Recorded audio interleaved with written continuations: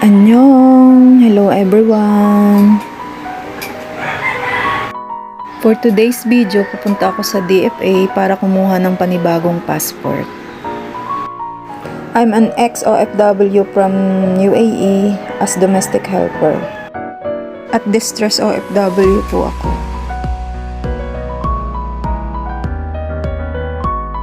Nakauwi lang ako ng Pilipinas sa tulong ng Philippine Embassy.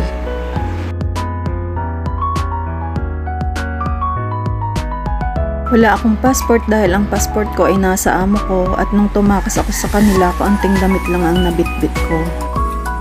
Kapag naaalala ko pa ang mga pangyayari na yon, yung kaba at panginginig ng buong pagkatao ko ay nararamdaman ko pa rin.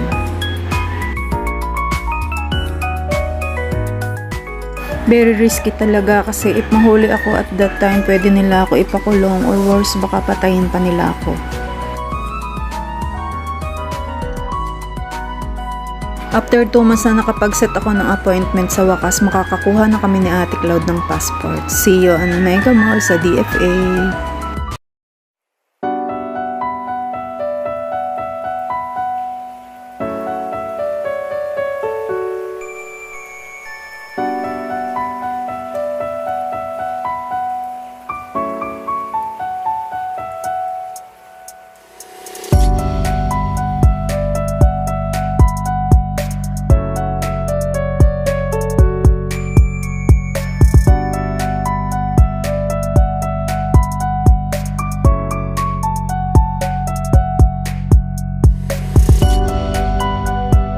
Ito ang isang struggle ng mga commuter, lalo na dito sa Ortigas, para makatawid ka sa kabila sa Mega Mall or sa Robinson Galleria. Kailangan mong dumaan dito sa MRT para makatawid ka sa kabila.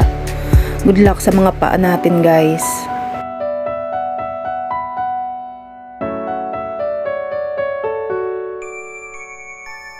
Sanay naman ako nag-walk-on sa umaga, pero bakit ganun? Pagod na pagod pa rin ako.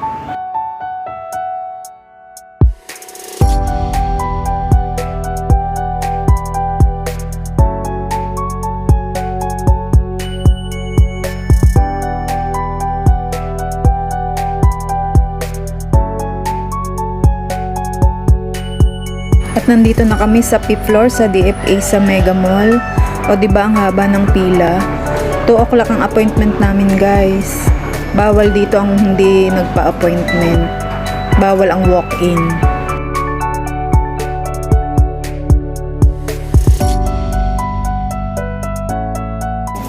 Ba't gano'n? Nasa lookout list ako. Kailangan kong pumunta sa window 1, kumbaga special window doon sa may mga problem. At after 25 years pa bago dumating yung tao dun sa window 1 na yun. O diba? Pilipino talaga. Nakuhaan ng video yung interview sa akin ng tao dun duwan dahil bawal mag-video. Babalik pa ako, guys, at kailangan kong kumuha ng affidavit of explanation sa notaryo kung paano ko daw nakuha yung travel documents ko.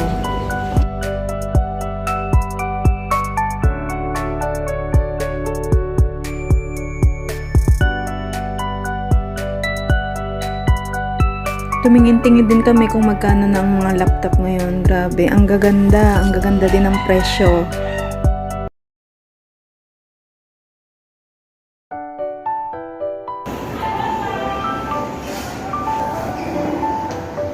Floor po.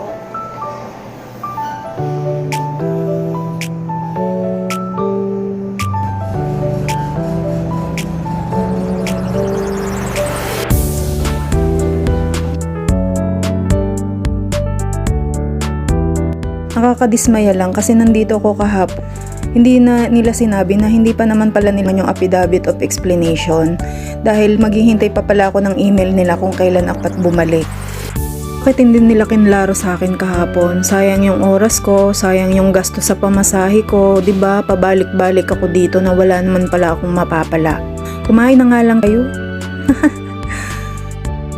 Sabi nga dun sa notaryo na kinuhaan ko ng affidavit, bakit ganon? Kailangan pahirapan ng kapwa Pilipino, 'di ba?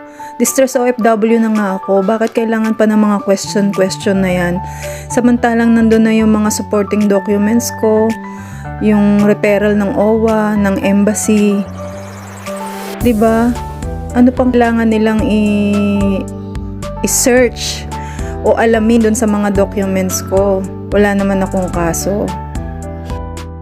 At ang tanong, kailan sila mag-i-email sa akin? After 2 weeks? Or 1 month? Sana lang wag mapatapat sa April 17 or 18 kung saan may fan meet tayo, mga Dong ID community, di ba? Gutom na gutom pa naman ako kasi umalis ako sa bahay na kape lang yung inalmusal ko, tas kumuha ako ng notaryo. Alas 9.